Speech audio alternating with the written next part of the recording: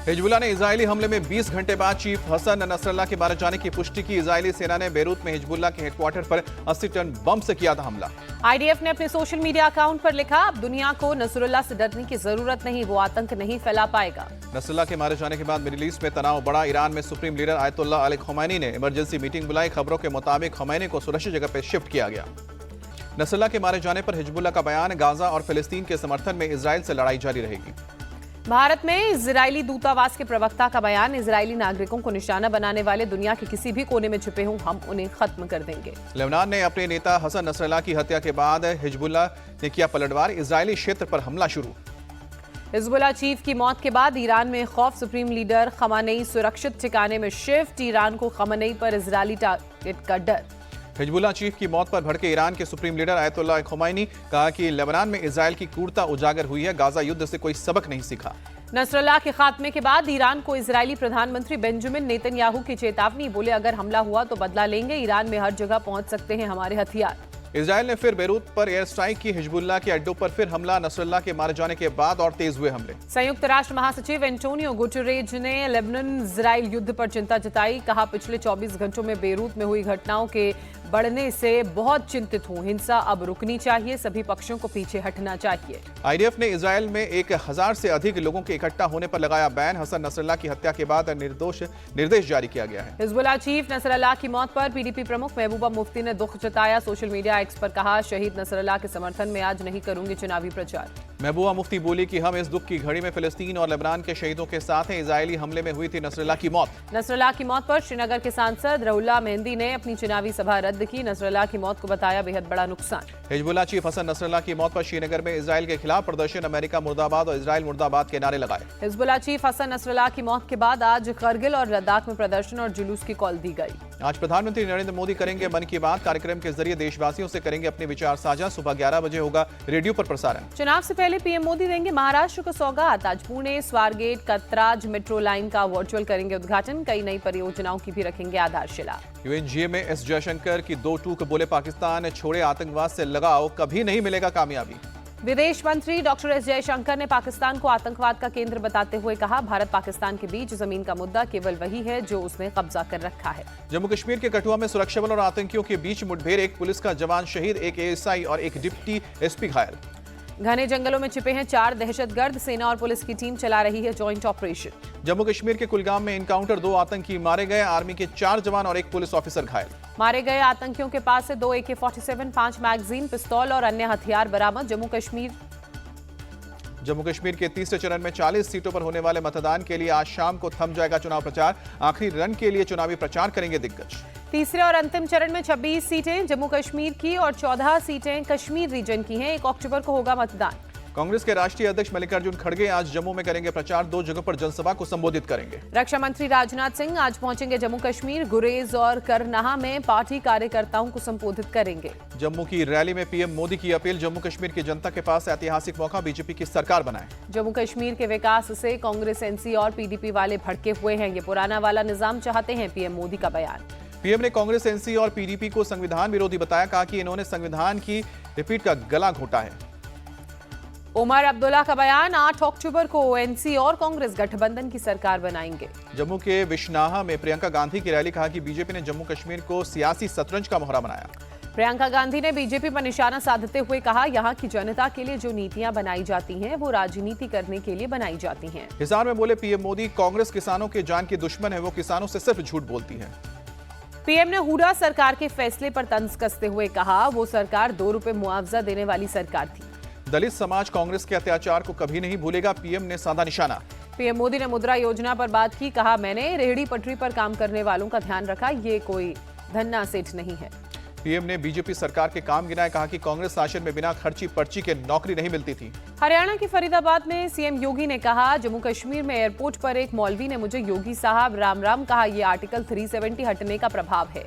यमुनानगर में बोले सीएम योगी, यूपी में दंगा या तो जेल के अंदर या जहन्नुम की यात्रा पर जा चुके हैं। केंद्रीय गृह मंत्री अमित शाह का आज हरियाणा दौरा, 4 रैलियों को करेंगे संबोधित। हरियाणा की जनता से कांग्रेस का वादा 25 लाख रुपए तक का मुफ्त इलाज देंगे, ओपीएस लागू करेंगे। कांग्रेस के किसानों को लुभाने की कोशिश, एमएसपी की कानूनी गारंटी, किसान आयोग का गठन और किसान आंदोलन में मारे गए किसानों को शहीद का दर्जा दिए जाने का वादा। हरियाणा की छात्राओं के लिए कांग्रेस का प्लान, सरकार बनी तो मुफ्त पिंक मिनी बस और पिंक ई रिक्शा की सुविधा चालू करेगी। हरियाणा के बुजुर्गों, दिव्यांगों और विधवाओं को हर महीने 6,000 रुपए और महिलाओं को 2,000 रुपए देगी कांग्रेस।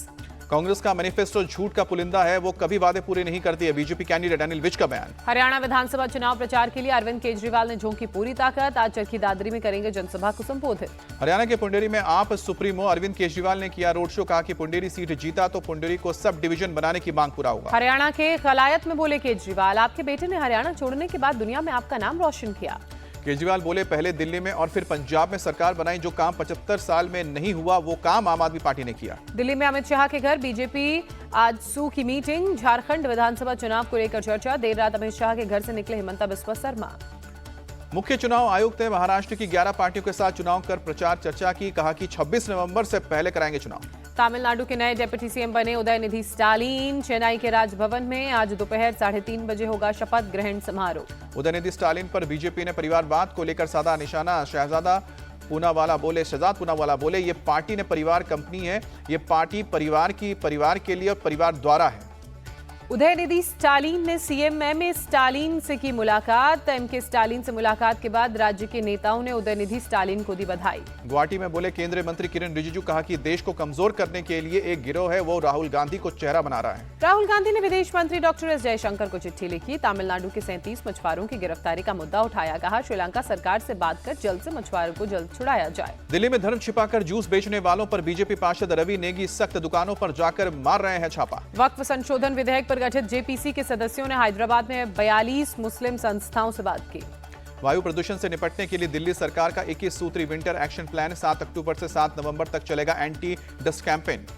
दिल्ली के पर्यावरण मंत्री गोपाल राय की अपील, कंस्ट्रक्शन कंपनियां उनके लिए बने 14 नियमों को फॉलो करें। दिल्ली के शाही ईदगाह जमीन विवाद पर सदर थाने में हुई मीटिंग, डीडीए, एमसीडी प्रशासन और ईदगाह कमेटी के लोग शामिल हुए।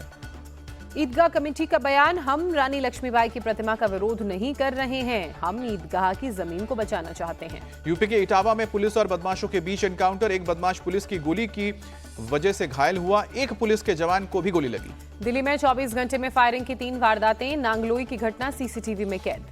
दिल्ली के नारायणा में कार शोरूम फायरिंग का सीसीटीवी वीडियो भी सामने आया, बदमाशों ने 20 राउंड से अधिक की थी फायरिंग, पुलिस के शुरुआती जांच में एक्सटॉर्शन का मामला लग रहा है। राजस्थान के राजसमंद में पिटाई के मामले में पुलिस ने 6 आरोपियों को परेड कराई, लंगड़ा कर चलते दिखे आरोपियों ने की थी लड़कों की पिटाई। यूपी के प्रतापगढ़ में दबंगों ने मंदिर के बाहर लगी दुकानों को उखाड़ के फेंका, दबंगों के कई ठेलों को पलट दिया गया, दुकानदारों की भी भद्दी गालियां दी गई। कवित्री अनामिका जैन अंबर की सास से डिजिटल फ्रॉड की कोशिश, पाकिस्तान के नंबर से मांगे गए करोड़। कॉल कर बेटे की रेप केस में गिरफ्तारी की खबर देकर मांगे गए पैसे, मामला सामने आते ही पुलिस में दर्ज कराएगी रिपोर्ट, पुलिस अब कर रही है नंबर की जांच। मध्य प्रदेश के मैहर में तेज रफ्तार बस ने खड़े ट्रक को मारी टक्कर, हादसे में 10 लोगों की दर्दनाक मौत, दर्जनों लोग घायल। गुजरात के द्वारका में नेशनल हाईवे पर बस के 2 कार और 1 बाइक को मारी टक्कर, हादसे में 7 लोगों की मौत, करीब 14 लोग घायल। नोएडा के सेक्टर 62 में टला बड़ा हादसा, बिल्डिंग के शीशे की सफाई के दौरान ट्रॉली की रस्सी टूटी, 2 मजदूर हवा में लटके। एमपी के दाहोद में गिरी दीवार, हादसे में एक 6 साल के बच्चे की मौत, 2 बच्चे घायल। उत्तर प्रदेश के एटा में जर्जर मकान तोड़ते समय हादसा, एक और मकान भरभरा कर गिरा, हादसे में हालांकि कोई हताहत नहीं। हरियाणा के सोनीपत में एक घर में ब्लास्ट से 3 लोगों की मौत, 7 लोग घायल। धादिंग जिले के जियापाल खोला में भूस्खलन के नीचे दबे 2 वाहनों से 14 शव बरामद, तलाशी अभियान में टीम जुटी।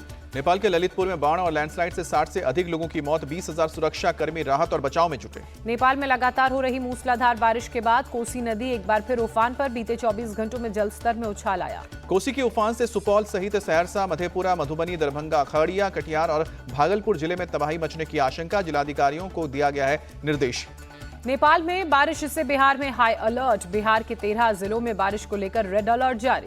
यूपी के गोरखपुर में लगातार बारिश से कई इलाके में जल जमाव, कई जगह पर देखी गई है जाम की समस्या। गुजरात के सूरत में काजवे मार्ग पर पानी भरने से ट्रैफिक प्रभावित, उकई डैम में भारी मात्रा में छोड़ा गया पानी।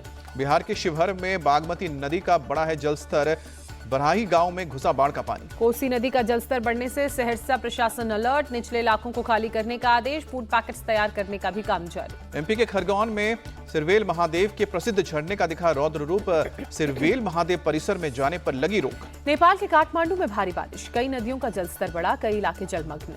भारत और बांग्लादेश के बीच कानपुर टेस्ट का तीसरा दिन भी बारिश में धुलने के आसार, दूसरे दिन एक भी गेंद नहीं फेंकी गई। बारिश के चलते सुबह 10 बजे ही होटल वापस लौटी दोनों टीमें। भारत और बांग्लादेश की टी20 सीरीज में सीनियर खिलाड़ियों को मिला आराम, न्यूजीलैंड सीरीज को देखते हुए ऋषभ पंत, बुमराह और सिराज को मिला है रेस्ट। सूर्य कुमार टी20 सीरीज में बांग्लादेश के खिलाफ करेंगे भारत की कप्तानी, मयंक यादव को मिली जगह। बांग्लादेश के खिलाफ 3 मैचों की टी20 सीरीज के लिए टीमों में हार्दिक पांड्या शामिल है, वरुण की 3 साल बाद वापसी।